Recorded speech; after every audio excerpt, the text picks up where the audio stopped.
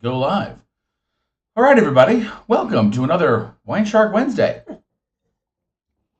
It is I, your host, the WineShark, here to talk to you a little bit about getting back inside the box. Hope you guys are having a great week. I read a great article that was an inspiration for this week's show. A guy named Jason Haas wrote a part of his blog for Tapas Creek Winery, and just to kind of give us back some context, I've spoken several times about bacon. Sorry, I have spoke about the concept of bag and box wines and the advantages thereof in the past. And one of the challenges that I think the industry needs to face is putting quality product in the box in the first place. So I wanted to review a little bit about their philosophy on bag and box wine, or just box wine in general, and kind of talk to you a little bit about what their philosophies were. And then we're going to actually try some stuff here on the grocery store grab today. We just poured myself a glass of our Nighthawk Bold Cabernet. So the important part of this blog story that kind of resonated through was all about them analyzing their own carbon footprint, about being a sustainable and responsible winery. Tapas Creek basically did some really interesting self-analysis on what they were spending cost-wise and carbon footprint-wise to produce their products. And they are a good quality winemaker. Wines in the $20 and above kind of category. Not a big grocery store style name, but a little bit, but certainly not tiny by comparison. So their example is exactly what I think we need when it comes to leading the way and actually doing some self-analysis. Jason compared the packaging that was required to put a 750 milliliter glass bottle by changing to a 3-liter box format. The carbon footprint for the bag and box package was 84% less than the same equivalent bottle. And the distribution cost to move that now lighter box package was 60% less. That's a pretty dramatic example of savings. And there's going to be a link down in the description to the article, so if you guys want to look the blog up and kind of read the full detail, I encourage you to do so. Oh, say hi to Dave and Mary there. But I want to show you just a graphic that I pulled from the article here. And this shows kind of the price breakdown and the carbon footprint impact of 4 different formats here. Whoops, we've already moved on to labeling. Sorry about that. Go back, I say, pause. There we go. So this, on the far left, is your typical 750 ml bottle. Then there's the heavy format, right, where we talk about if you've ever had that big bottle of Napa Cabernet with the big broad shoulders, then it feels very hefty in your hand. That's what we're talking about. Then there's lightweight 750s, and then a 3-liter bag and box. And you can see, while the life cycle impacts overall of these are basically even, the huge saving in packaging cost is really what we're talking about when we're talking about saving ourselves a little of that carbon extract. By the way, this also applies to just the simple economics of the wine, the inexpense of the product. So why did this catch my attention? The headline for this blog is, putting a $95 box of wine in your hands. Is the world ready for a $95 box of wine? Most people's initial reaction to that, the reason it's a great headline is it grabs your attention, is you go, box of wine for $95, why would I do that? Well, that's because we have that same old stigma, right? We are still thinking in the old fashion, and that's not the best way to be looking at this. This is a winery who's going to put a quality product into that format, which, by the way, 3 liters is basically a 4-bottle format. So if you take that $95 and divide it by 4, we're talking about $24 just roughly of bottle price. In fact, in the article, he references that the actual price for 4 regular 750 ml bottles would be about $112 at a $28 bottle price. So not only are you getting a format that is carbon friendly and better for you in the long run in the service category, it's also saving you $4 a bottle. They are taking the money that they're saving on packaging and passing it on to the consumer. So you're winning from a carbon footprint perspective. You're winning from a price perspective. You're winning from a quality perspective. So I thought the article was great. Take a look at it down in the links put down below in the description. But I just wanted to summarize again, for those who may have not seen the show before, what are the advantages and disadvantages, and challenges rather, when it comes to boxed wine? Okay, well, the first things, let's talk about the good stuff, the advantages. Convenience is probably the number one thing.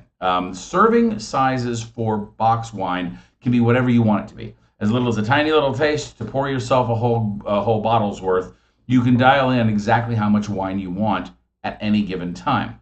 And it takes no tools and is temperature friendly. You can keep your boxed wine right in the refrigerator. You can keep your red wine outside, although I wouldn't recommend it, and let it warm up to the right temperatures that you need. Okay, so it's temperature friendly, there's no tools, and you can pour whatever size pour you want.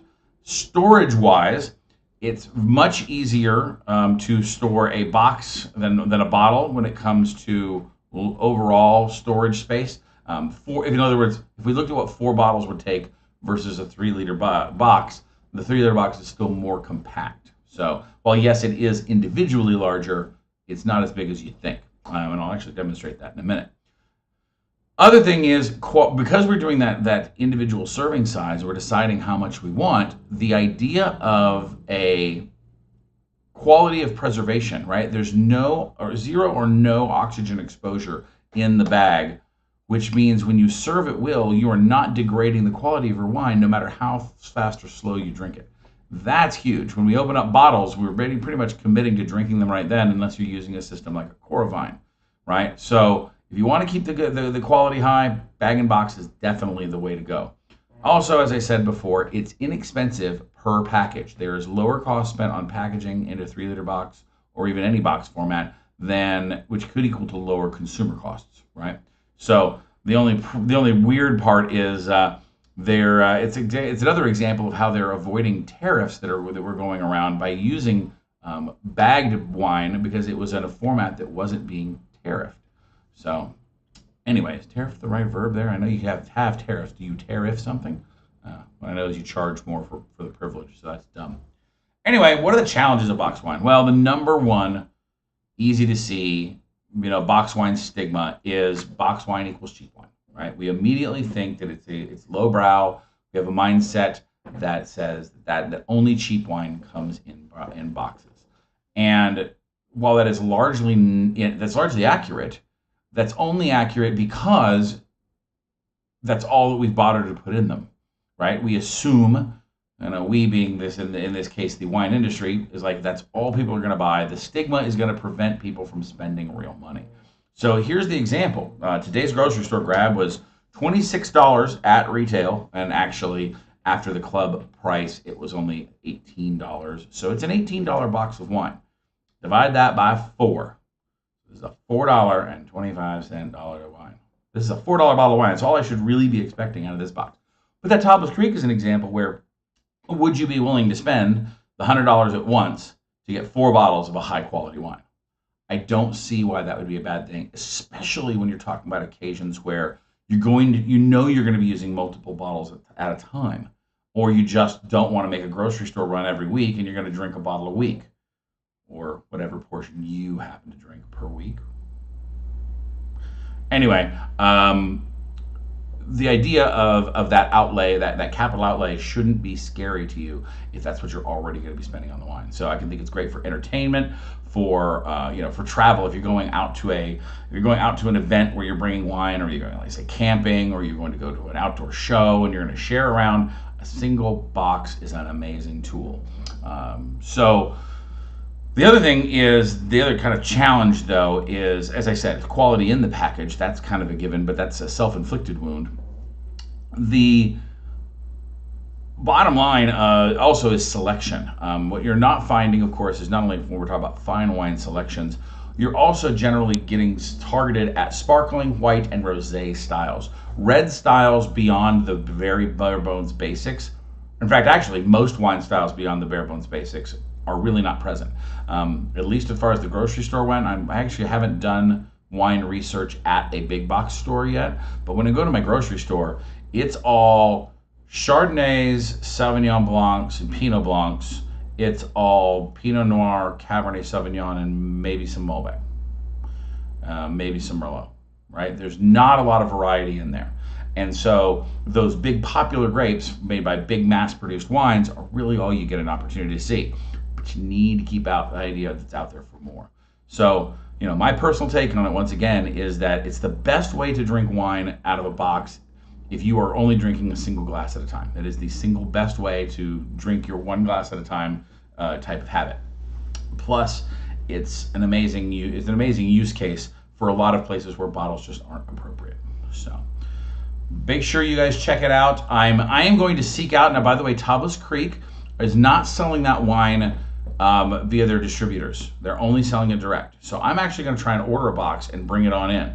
It'll kind of be an exception to the grocery store grab concept, but hey, I will be gladly putting my money where my mouth is and saying, hey, I will buy this good wine, even if it's, even if it don't have to be specialty ordered. I want to support their project. So the blog just came out. The wines are supposed to be coming out here pretty soon. So I will keep an eye out and let you know if I am successful. So with that, let's move on to our wine quiz. We've been playing along a little game for the last couple of weeks from Wine Wars, this little board game that I've got, card game, and it's basically a wine trivia game. So we play Stump the Chump with yours truly. So we have our card, our 5 categories, which basically are like in the vine, about the varietals, wine culture, food service, and I forget what the last category is, but we can tell by the nature of the questions. So question numero uno. What alternative viticulture is organic and synchronizes vineyard work with the phases of the moon and the stars? Ooh, this is a fun one. Kind of controversial in the wine world, although there's some big names that use it, especially some very, very prestigious names. I'm looking at you, Domaine Romani Conti. But the answer there is biodynamics. Biodynamics, created by one each Mr. Steiner.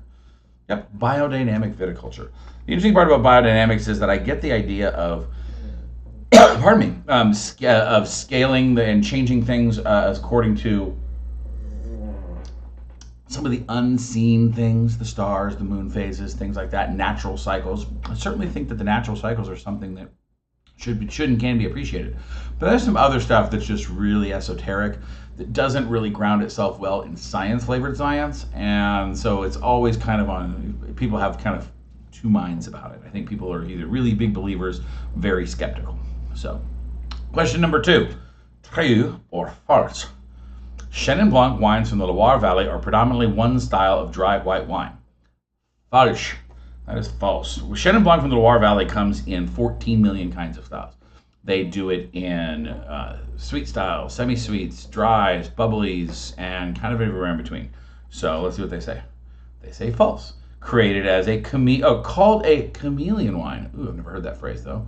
Chenin Blanc can be dry, sweet, or sparkling. So yeah, I call it versatile, but hey, I like lizards too. Chameleon is cool. Next up, which classic bottle shape will be narrow with high shoulders? The Bordeaux bottle or the Burgundy bottle? The answer there is Bordeaux. High shoulders means up higher, narrow neck, wide shoulders, as opposed to the traditional Bordeaux bottle. So the Bordeaux bottle has those. The Burgundy model, which tends to be more Pinot Noir focused, they're more lanky and curvy. They're a little more feminine, less shouldery. Answer is the Bordeaux bottle. So look at this. We're doing well. True or false? Products containing alcohol and labeled cooking wine also have strong flavor ingredients to make them undrinkable. I'm gonna say true. I've heard that cooking labeled wines, especially when I was doing some research for Madeira, was that they add, when they sell off their cooking grade wine, salt, pepper, and some seasonings are sometimes added to it. So I'm gonna go ahead and say that is true. They say true. Made undrinkable, usually with salt, they're not subject to wine laws. Oh, makes sense why they probably might change that stuff up.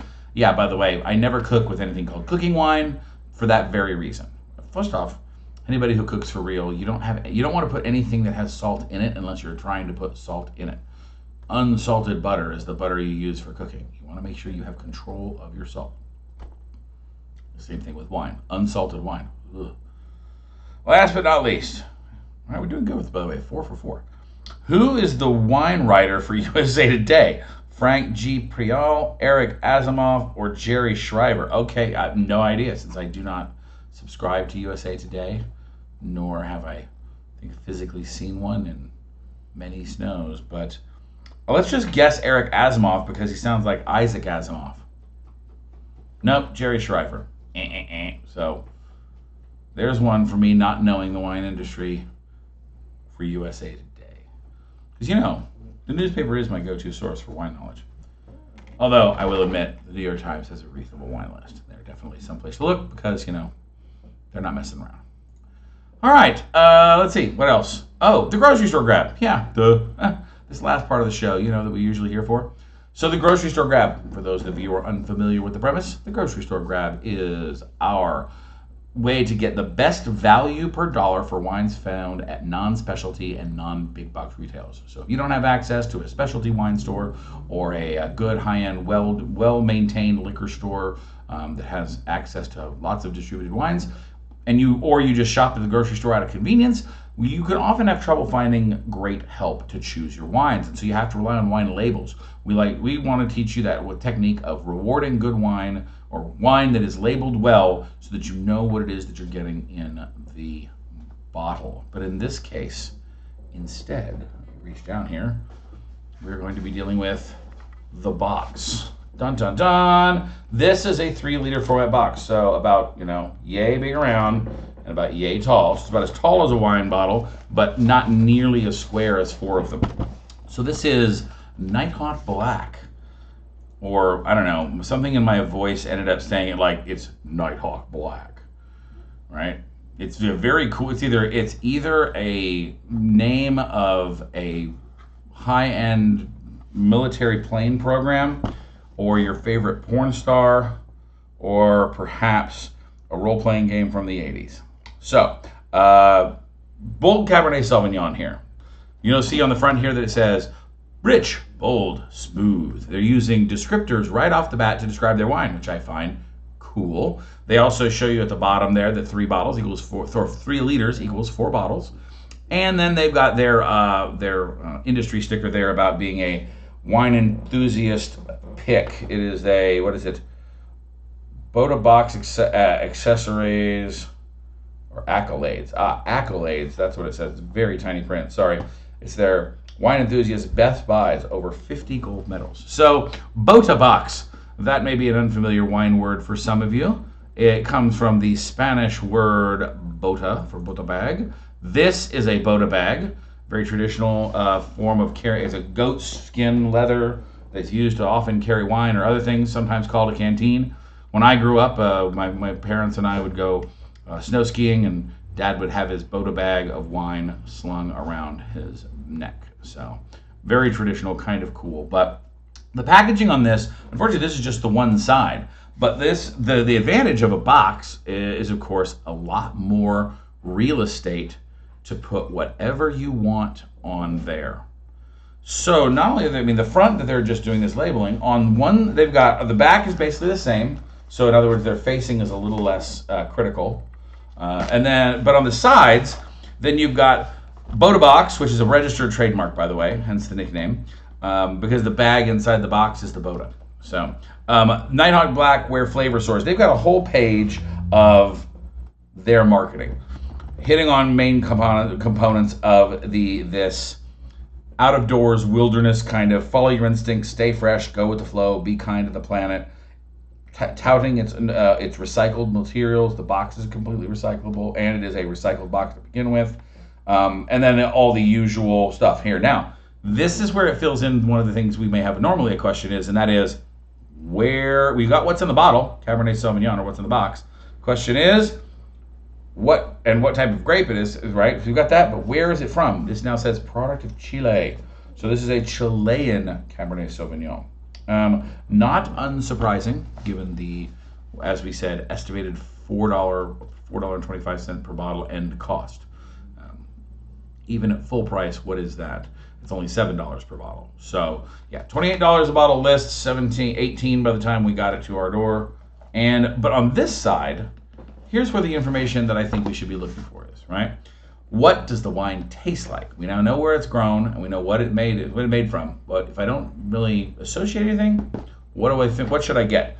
Well, they've got these little icons. One, it's got a picture of a lantern. than a campfire and a picnic basket. So it either tastes like lamp oil or campfire or picnics. Well, okay, maybe not. Maybe that's where you're supposed to enjoy it. Taste the adventure. Bowden's Nighthawk Black Cabernet Sauvignon is a bold, rich, and dark portrayal of this classic variety, with intense fruit flavors, smooth, velvety tannins, and a color as dark as the night sky. This daring Cabernet Sauvignon is the perfect guest for an elegant dinner party paired with grilled duck breast or roast beef tenderloin. Okay, so look at all that descriptor stuff that they just gave us. They told us basically that they're aiming at intense fruit, velvety tannins, dark colors, and even gave us so much as to say grilled duck breast and roasted beef tenderloin. That's a lot of information that is really, really good. And even when we talk about food pairings being less and less common on wine labels, at least they were specific. They didn't just say roast beef, right? And they didn't just say duck. They at least specified, hey, how about grilled duck? That's a specific thing. Nice. Very, very cool. I like the fact that they've given us the info.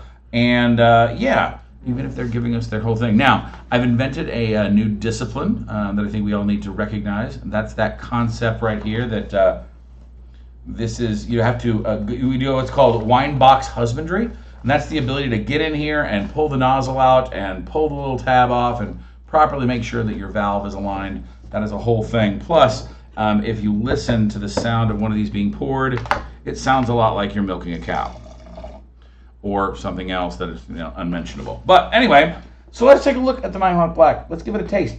Find out whether it meets up to its actual potential. They said it was dark as the midnight sky, and they are right. It is a concentrated, full wine that is fully extracted and not, we're not looking at any sort of clarity at all. On the nose, we've got, I don't know. What is that? That is dark fruit for sure.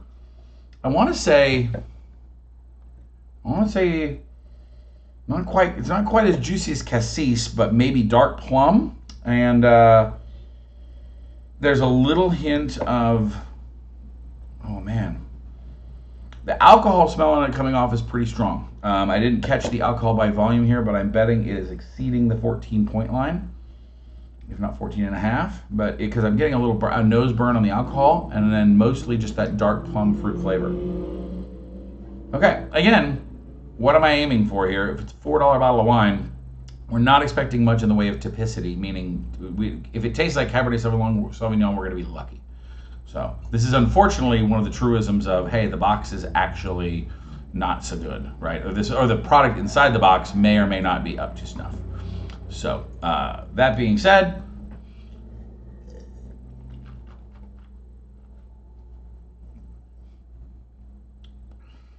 okay.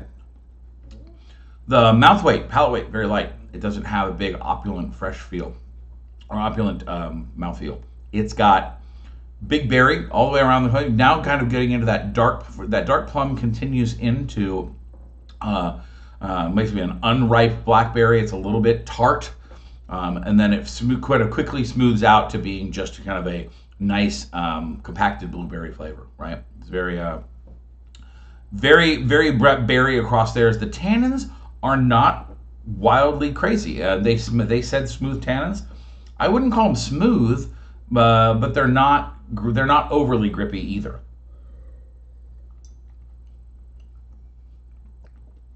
Now they're right there on the sides of your mouth, but then the fruit flavor kind of kicks in there. There's enough acidity left to keep it interesting. It's not going. It's absolutely a bone. It's bone dry, so you're not getting any sweetness to it, and it doesn't really linger around too long. The flavor is definitely direct. This is definitely a kind of a monotonal wine, right? It's one kind of big fruit hammer, and that's about it. I wasn't expecting nuance here, right? That's not exactly what we're looking for in this particular package price point. That's why we want to compare it with, give me a box that costs $89 where we've got $20 wine in there. It would be much more comparable. But is it well made? It's not flawed, all right? I definitely think they're either corner cutting or it's definitely in the bulk wine category, right? In that sub $5 range, we're not expecting much out of this wine. Number two, is it on style? Well, if we know that it's a Chilean cab, I would say no, because it's missing the mark of some of the Chilean the hallmarks that good Chilean Cabernet Sauvignon can have. It doesn't have any of that rich kind of slate petroleum and diesel note that they get sometimes on their nose. It doesn't have the richer, more fig-like structure that we get out of the big bold Cabernets, and nothing in the herbal nature that we might want to see out of there either. So it's a little off style. And then, would I buy it again? It's a perfectly drinkable cab if all you're looking to do is have some red wine. It's not good. It's not bad. It's just kind of there. I mean, it's Nighthawk Black, bold Cabernet Sauvignon. Other notes, by the way, every single one of their wines has that descriptor, that verb, that adjective descriptor, sorry, that leaves it through there. So making sure that you understand what's going on in your wine is kind of critical to making sure that you don't have to rely on those words. But if you're brand new to wine, if you like the difference between bold and smooth, and that helps make you make a decision, I think they absolutely should keep using those words like that. So, all right. Any other questions in the chat? I see nobody there. Very odd message from Mr. Birch there. I don't show whether that was a URL or whatnot, but let's not put URLs in the chat, please. Last but never least, no show next week. I am out of town until that day. I'm flying back, and so I don't think I'll have time to actually properly prep for the show. But the week after that, I think we're going to be talking about Malbec again. I almost picked up a box of Malbec tonight, but I wanted to save the topic for later. So maybe we'll even do another boxed wine and see whether the inexpensive Malbecs are coming in there. The problem is I think everything is stuck at the price point. I think we're going to have to reach out to get quality wines in the box, so we can only do the why is the format cool argument. All right. Well, anyway, that being said, I hope everybody enjoys. I hope you guys go out, and if you guys have got a favorite box wine that you really think is punching above its weight, that has some quality in there, that is worth more than just the bulk wine capacity, please let me know. If I can find some, I will gladly try it out. We can talk about it here on the show. If you have questions, don't hesitate to drop them in the comments down below. We're always looking for topics and things like that. If you are one of our Patreons, thank you in advance for being one of our Patreons. More content coming out. On Friday, you'll have lobster bisque, or shrimp bisque, actually. My winter shrimp bisque that I made this winter, I really like and wanted to pass on the full recipe plus wine pairings. And that's the kind of cool stuff you get over at Patreon. You get longer version deep dives and all kinds of cool recipes plus wine pairings brought to you by yours truly. So I hope you guys will join us over there. The link is down in the description. And until next time, we will see you here. And I have been your WineShark. Cheers. Oh, Marion David mentioned Black Box. Black Box has come up a couple of times, but it's still in the same price point. It makes me wonder. I need to have to try a couple and see where they lay. I know they're a do no harm, if you ask me. Uh-oh, I've got a Laszlo that's jumping in my bed. So, all right, guys, until next time, cheers.